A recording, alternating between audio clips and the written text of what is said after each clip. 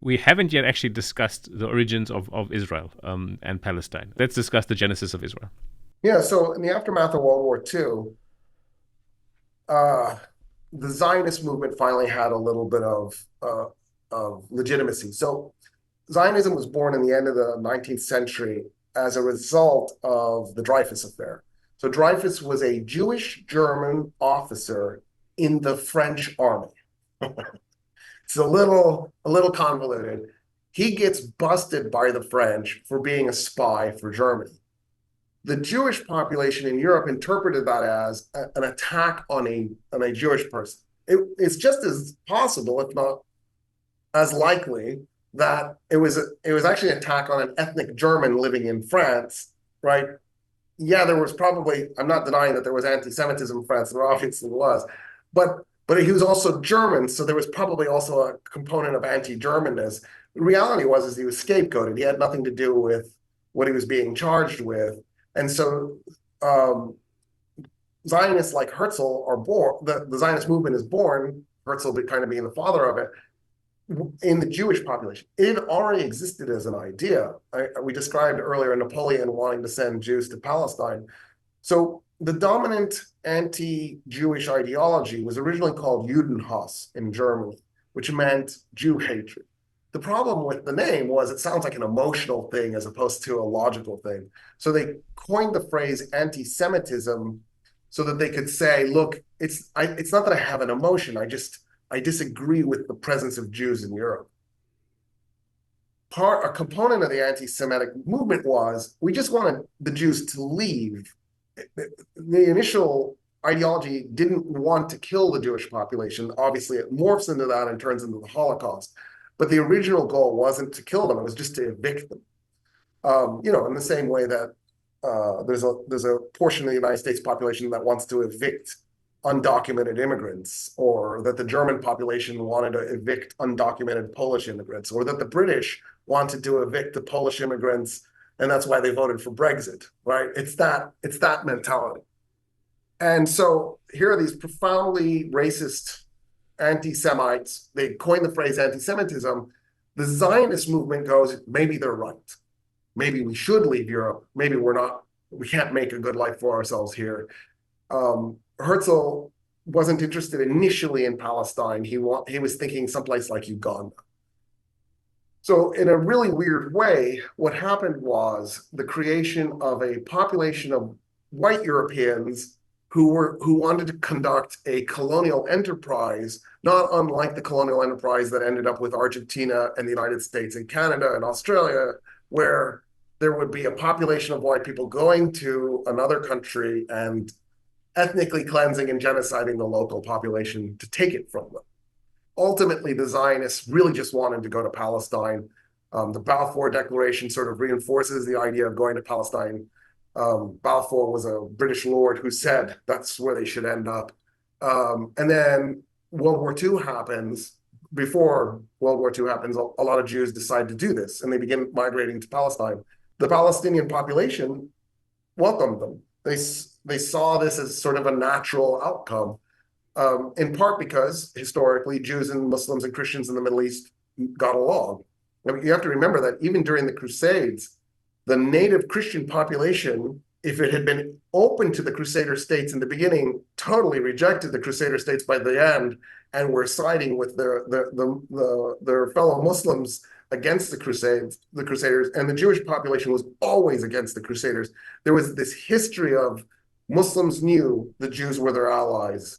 And so the idea of Jewish Europeans coming to Palestine, the Palestinians welcomed them in. There's account after account after account of Palestinian families letting like Jewish Poles move into their homes and live with them. And then they would do something foolish, like go on vacation and come back. And the Jewish population in the home said, no, this is our home now, and you can't come back into it. And so there was this strange effect of the Palestinians going, yeah, sure, come.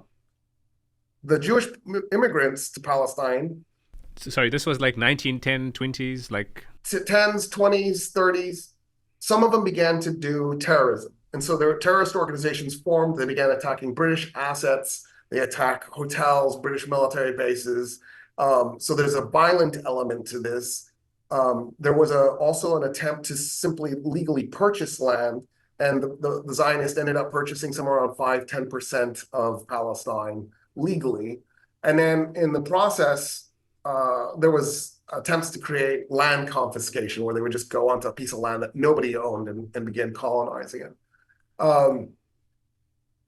The World War II happens. There's the Holocaust, which is a catastrophic event, and the world becomes open to the idea that, yeah, there needs to be a Jewish state. The irony is if you're going to create the Jewish state, let's do it.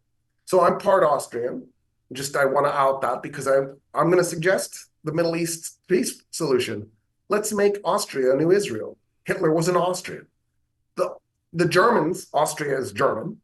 They speak German. You can talk to Austrians and go, I'm not German, I'm Austrian, whatever. They're Germans. Germany did the Holocaust. Germany annexed Austria and did the Holocaust. So put Israel in Austria, call it Israel, make the Danube be the boundary between the Austrian area. So instead of calling it the West Bank, you call it the North Bank, right? And put the Austrians there. Vienna will rename it Jerusalem. And then Tyrol, we'll call it the Tyrol Strip.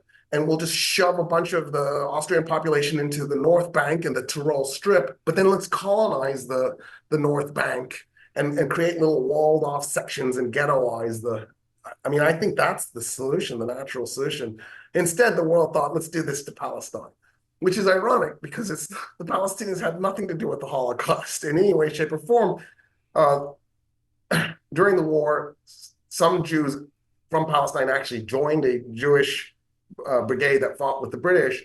The British wouldn't let Palestinians do that because they didn't want Palestinians to have had combat experience. But they did employ Palestinians as stevedores.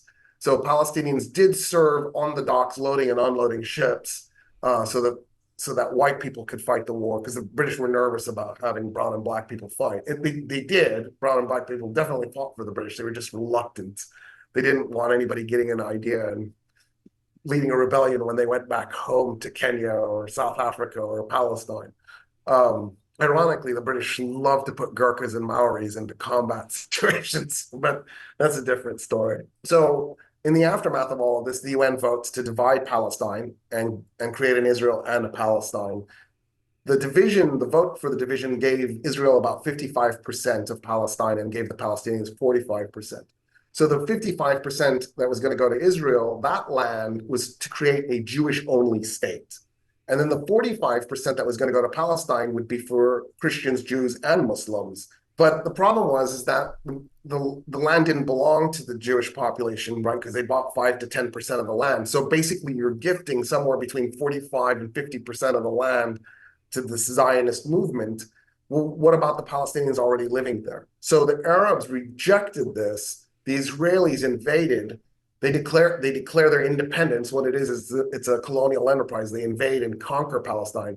There's a war, the 1948 war, and the Egyptian army goes in with rifles that don't work. They had tanks that were profoundly flawed, like tanks that could only turn in one direction, or the turret didn't turn, or the machine gun didn't work. They were mostly, I don't know if they were mostly, but a lot of them were Stuarts, which were these little itty bitty tankettes. The Israelis were better armed, better equipped. They had more combat experience. There was a bunch of them. There was a huge invasion force. The Jordanians made an attempt to stop this. The Syrians fought. There were Iraqi units that showed up as volunteers. Nobody could stop the Israelis from creating the state. By the time they were done, the Israelis ended up with 78% of Palestine. So the UN division of Palestine created 3 Israeli wedges, one in the middle, one in the northeast, and then one in the south.